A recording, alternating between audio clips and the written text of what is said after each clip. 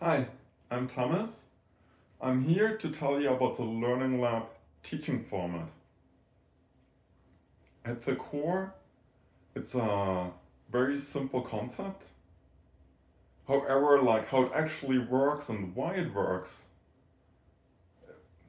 is quite involved. So I'm going to tell you the core first, and then I'm going to tell you how and why it works. It's very innovative. Most people I've run into haven't experienced anything similar, so it's a little bit hard to conceptualize. So here's a core.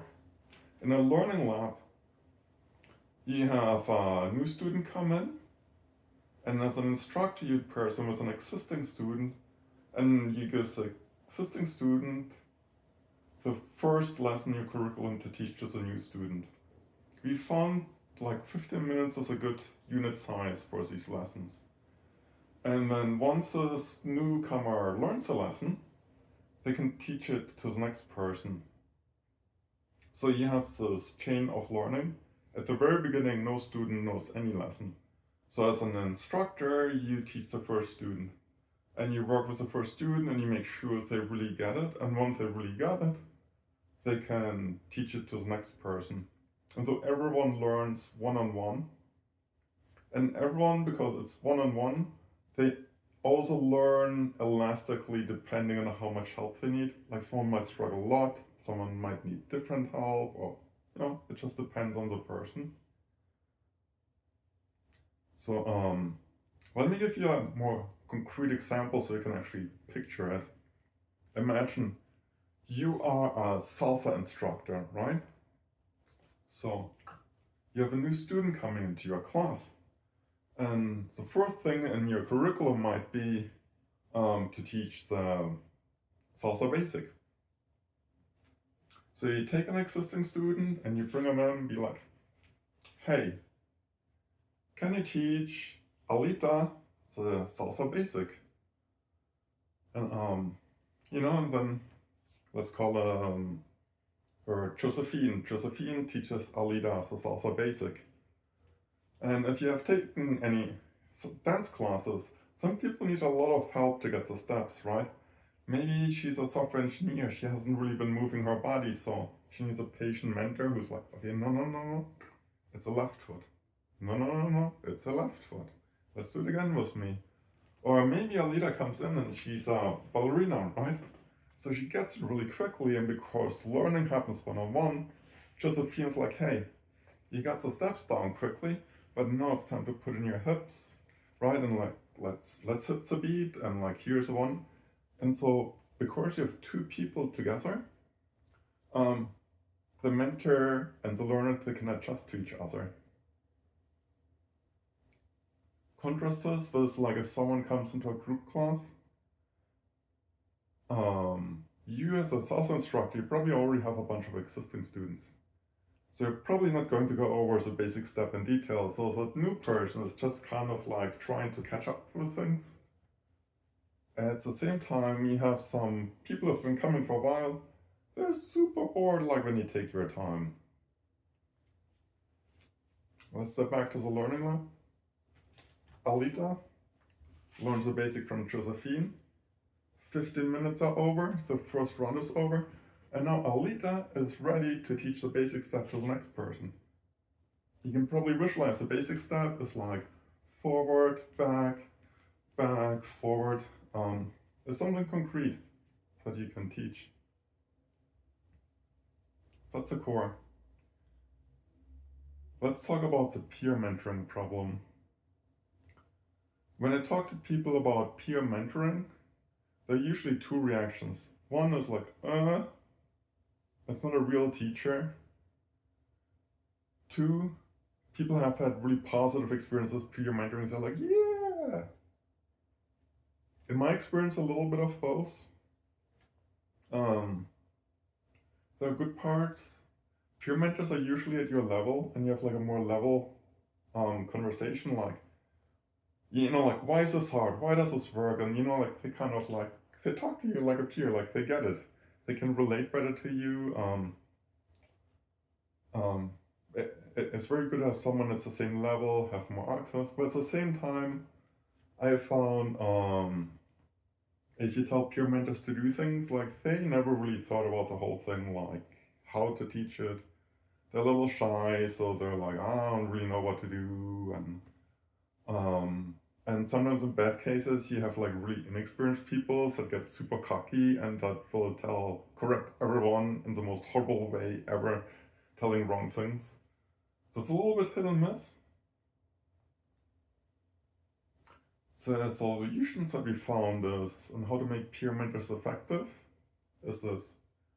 Um, you have a whole curriculum, or like if you teach, you're gonna create a whole curriculum.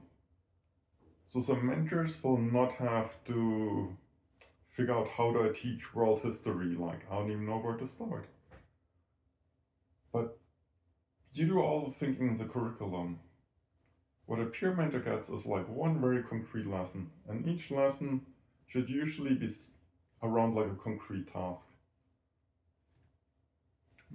Like peers are usually really happy to show someone something directly, like, um, you know, if you walk up to someone and ask them where's the bathroom, they're happy to give you instructions.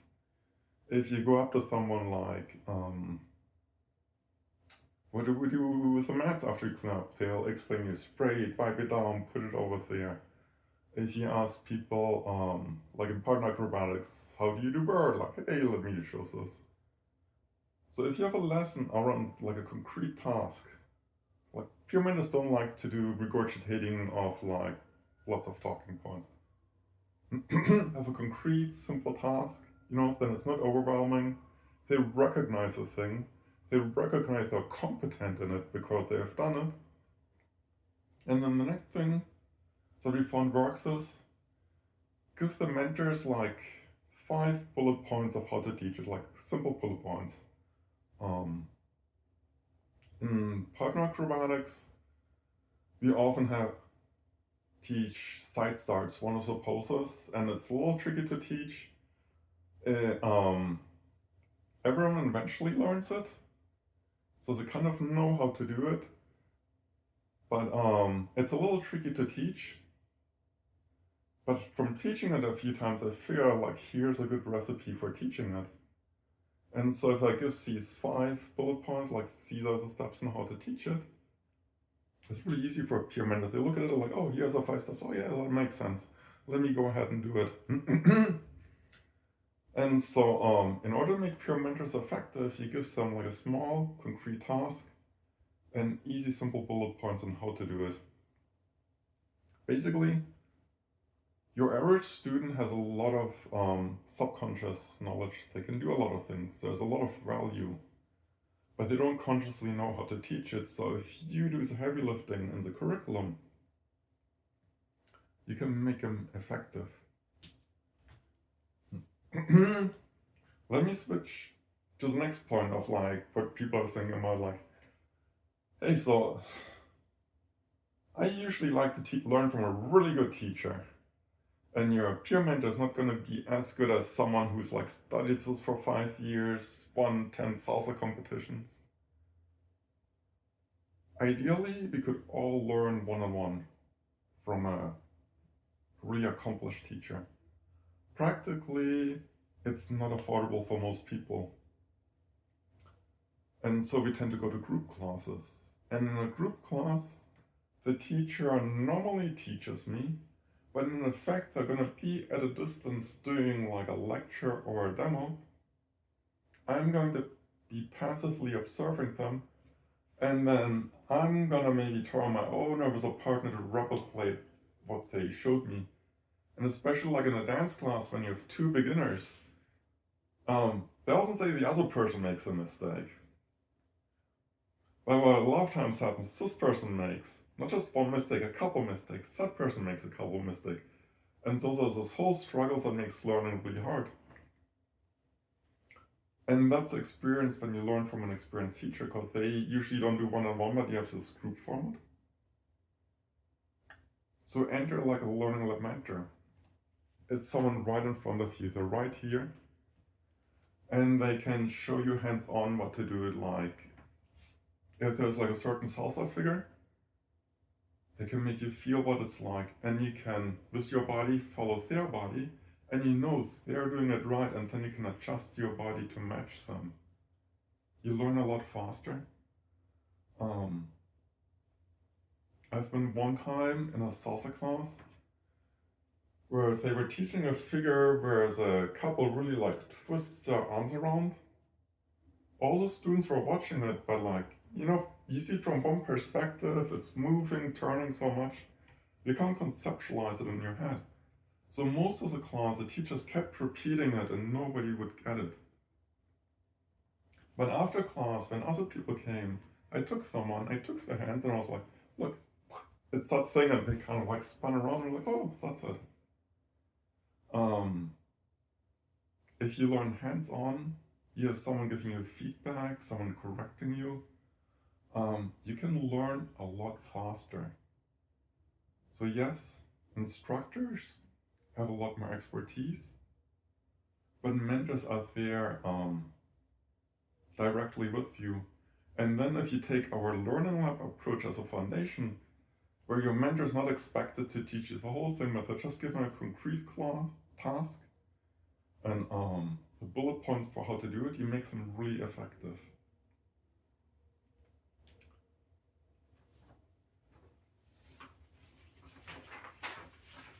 So that's the system and some of the reasoning behind it. Let me tell you like a few things why I'm super excited about it.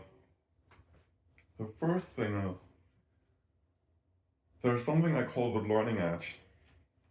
When I go to regular group classes, when I first come to these classes, I tend to be overwhelmed because, I don't know, like everyone's ahead of me.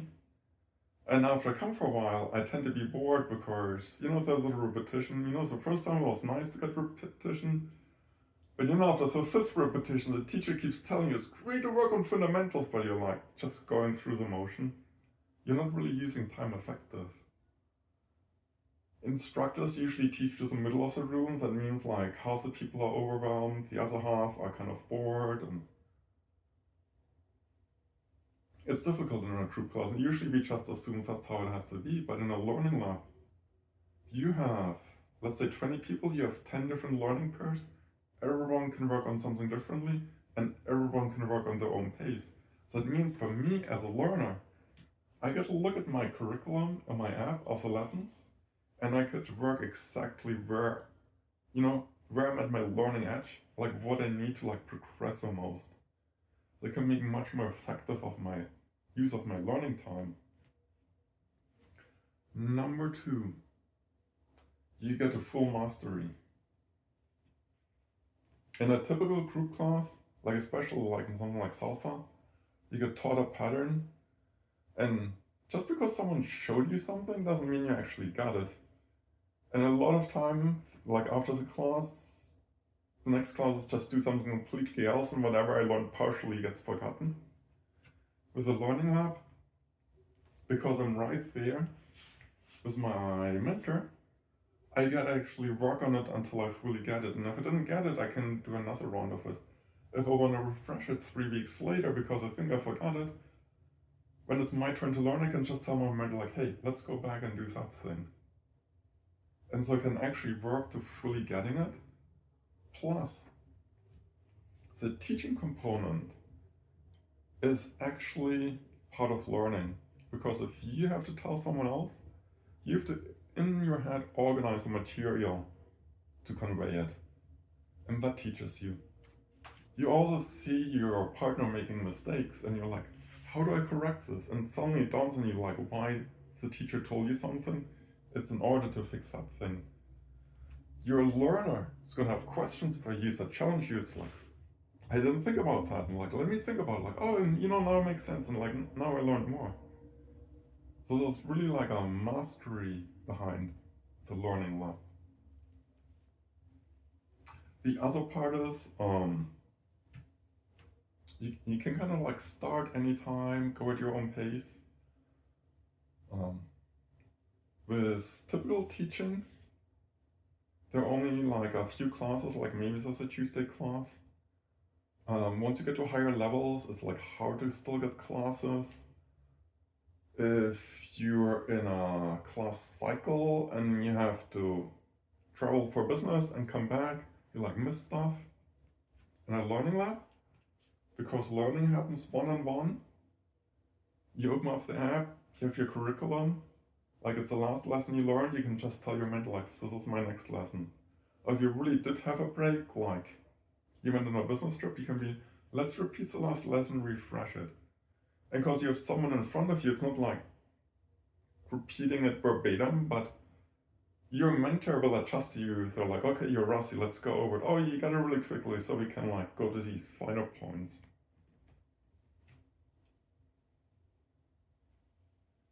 I'm gonna give you a final points that I'm excited about.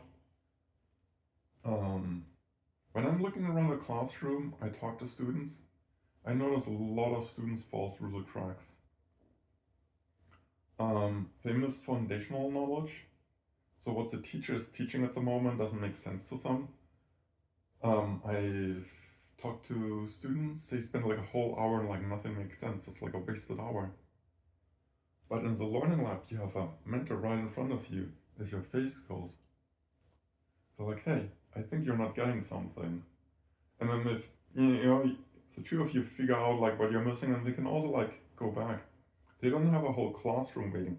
They can go back and tell you what you should have learned like a year ago. Fill it in, and then go back to the lesson. In classes, I don't always dare to ask questions, or all of my questions. A lot of times when I hear teachers answering a question badly, incompletely, misunderstanding the question, people don't tend to ask back, and there are actually studies that people don't do that, but if there is someone roughly at the same level, they keep asking follow-up questions. They're like, hey, you didn't answer me. And so having like a peer slightly above you, your level, it just makes sure you don't fall through the cracks, like you don't waste time. You're progressing, you're having fun. There are a lot of other great points about the Learning Lab, especially if you're an instructor. So there's one, you're gonna care about your students coming back. And what we found when we ran the first Argentine Tango Studio with the Learning Lab format is, the student retention went up. The reasons they found is, when people come to their first Learning Lab, they have these in-depth learning interaction with someone else. And when someone mentors them, their personality comes out, they kind of get a feel for each other, like, they really help each other, they appreciate the learning, the mentors get invested in the other person. That creates like friendship bonds, and people come back because they want to see their friends again. The social part of learning is really important. It's like what motivates us. It's important as that feeling of belonging, and it's very different from a group class, like where people rush out of the class right after it ends, or you're in the back of it. A learning lab really lets people connect and inspire each other too. So I'm very excited about learning labs. It's a very fun thing. Please reach out if you want to try one out. I want to help people, experiment with it, try it out. And I want to just crystallize the core of it. The core of it is, you have a more beginning student, a more advanced student. They teach each other a mini lesson. Once a beginning student learns the mini lessons, they can teach the next person. And the other core part is, you have to have a curriculum of mini lessons so that it's designed to be peer teachable. And that's like a separate video on explaining how do we make really good lessons for this kind of teaching format. So, thank you for listening through this. I'm very excited about it. Reach out, give it a try. Bye.